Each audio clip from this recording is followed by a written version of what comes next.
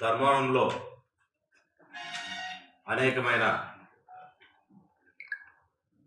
సంఘటనలు, దాంట్లో అవినీతికి సంబంధించిన సంఘటనలు ఎన్నో కూడా వెలుగు చూసిన పరిస్థితిని మనం అంతా చూస్తూ వస్తున్నాం. గత కొద్ది రోజుల నుంచి మనం సరిగ్గా చూసుకున్నట్లయితే ఈయన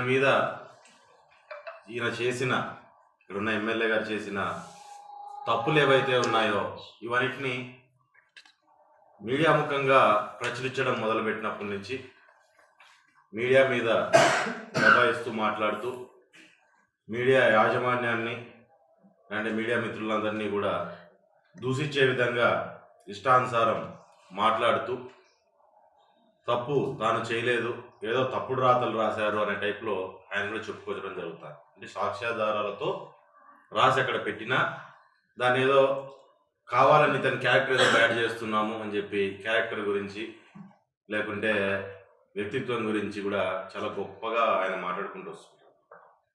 దాంట్లో ఈయన దాని గురించి మాట్లాడుతూనే మీడియా మిత్రుల్ని కావచ్చు, మీడియా యాజమాన్యాలని కావచ్చు ఇష్టానుసారంగా మాట్లాడుతూ మన క్యారెక్టర్ని ఆయనంతకైనా దిగజార్చుకునే పరిస్థితి కూడా ధర్మవరం అంతా చూసి నవ్వుకునే పరిస్థితి ఈరోజు ధర్మవరం లేకపోయింది. ఈరోజు మనం ఒక్కసారి ఆయన చేసిన దానిలో ఈ మధ్యలో వచ్చిన అనేకమైన విషయాల్ని కూడా మనం ఒకసారి బయటికి తీసుకున్నట్లయితే దాంట్లో ఇంతకు మనం చూసే ఉంటాం కొన్ని పేపర్లలో రేగాటిపల్లి భూముల గురించి, సొసైటీ భూముల్లో జరిగిన ఫ్రాడ్ గురించి కూడా పూర్తి స్థాయిలో చెప్పడం జరిగింది. పూర్తి సాక్ష్యాధారాలతో పాటు పూర్తి బయట పెట్టినా కానీ దాని మీద ఆయన ఏమీ మాట్లాడలేని పరిస్థితి. ఈరోజు రాగాటిపల్లి భూములు, సొసైటీ భూముల గురించే మనం మాట్లాడుకున్నట్లయితే దగ్గర 1300 ఎకరాలు బ్రిటిష్ కాలంలో నుంచి కూడా ఒక సొసైటీగా తయారు చేసి అక్కడ పెట్టినప్పుడు తెలుగుదేశం హయాంలో ఆ సొసైటీని క్యాన్సిల్ చేసింది అంతా రైతులకి చెందాలి భూమిని అని చెప్పని అప్పట్లో పరిటాల రవీంద్ర గారు పూర్తి స్థాయిలో అక్కడ ఉన్న అందరితోనూ కూర్చొని మాట్లాడి అక్కడ దగ్గర 900 ఎకరాలకు పైగా ప్రజలందరికీ కూడా డిస్పర్స్ చేయడం జరిగింది. 5 ఎకరాల చొప్పున అన్ని కుటుంబాలు బాగుండాలా, ఆ గ్రామాల్లో భూమి ఉంటే రైతు అనేవాడు, రైతాంగం అనేది పెరుగుతుంది. ముఖ్యంగా ఫ్యాక్షన్తో వెనకబడిపోయిన ప్రాంతం అది. అటువంటి ప్రాంతంలో రైతాంగాన్ని బతికించాలనే ఒక గొప్ప ఉద్దేశము.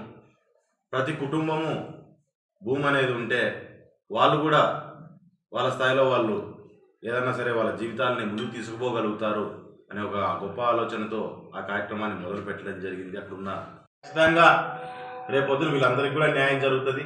తెలుగుదేశం గవర్నమెంట్ వస్తుంది. ఇట్లా నాలి ఎంతమంది పోవాల్సి వస్తుందో సంవత్సరాల పాటు పీడీ యాక్ట్లో లోపలికి హ్యాబిచుయేటెడ్ క్రిమినల్స్ లాగా, దాంతోపాటు ఎన్ని రౌడీ షీట్లు ఓపెన్ కావాల్సి వస్తుందో. ఎందుకంటే ఒకసారి వెనకాల తిరిగి చూసుకోవాలి. వైఎస్ఆర్లు కూడా గత 5 ఏళ్ల నుంచి మనం ఎంతమందిని ఇబ్బంది పెట్టినాము, దాని పరిణామాలు కూడా రేపు పొద్దున మనకి ఏ రకంగా ఉంటాయని.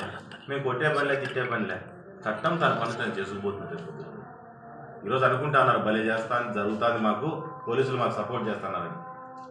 చట్టం తాను పని తాను చేసుకుపోతుంది రేపు పొద్దున కూడా. చాలా ఫేమస్ డైలాగ్ మనకి మన స్టేట్లో.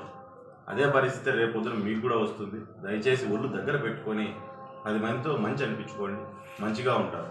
కానీ 10 మందిని ఈ రకంగా ఇబ్బంది పెట్టేటట్టుంటే ఖచ్చితంగా మీరు కూడా ఇబ్బందులు పడాల్సిన పరిస్థితి ఖచ్చితంగా ఎదుర్కొంటారు. దాంట్లో మీరు పోలీసులు ఇంకోరు ఈరోజు మేనేజ్ చేసినట్టుగా రేపు పొద్దున చట్టం అనేది ఇంత ఈజీగా ఉండదనే విషయాన్ని కూడా మీకు అందరికీ తెలియజేస్తున్నాను.